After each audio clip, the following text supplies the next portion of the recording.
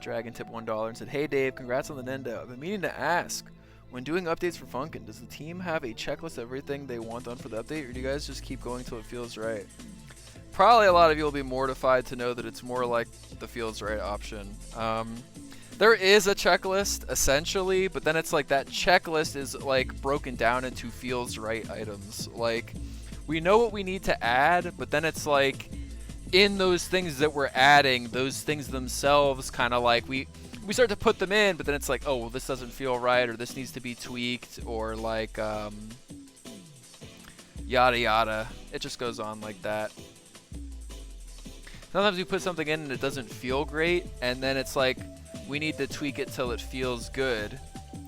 It's like, you know, I'm a game designer, I'm a director, I guess those are my titles, but like I'm not a programmer. So it's like, you know, once I tell Cam what I need, and Eric, then, you know, it's like I'm not almighty, I'm not all-seeing. I might give them instructions for what I want, but I might not even know myself what feels good.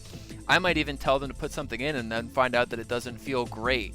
And it's not, I don't think it's ever that I don't know what it's that I'm adding. I don't think I'm ever like going crazy and asking for dumb shit. It's just that sometimes you put something in and you think it might be easy or feel good immediately, when in actuality it takes time and tweaking and testing and maybe even new ideas to help a certain idea like work right. There's like a lot of ambitious gameplay stuff I want that like I know has taken time to like really get right.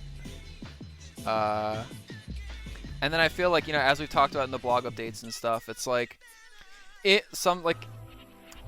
in trying to get some stuff right, we realized that like, oh, well, building the game in this way, or like these like features of the engine like are tough to deal with. What can we do to like fix that, or like make making these changes easier?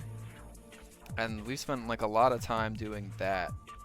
So what I'm hoping is that now that we've honestly, I almost start to feel bad for people who are like making games that don't have like these tiny public demos, because it's like now that we've been building the game for like an audience, I feel like we run into these issues that are like we really should get to stress test like our development pipeline, I guess you could say. And I do wonder like how many games keep rolling with the pipeline they have just throughout like the course of many years and like don't change it because they're not under stress to like get content out to people before the game is done.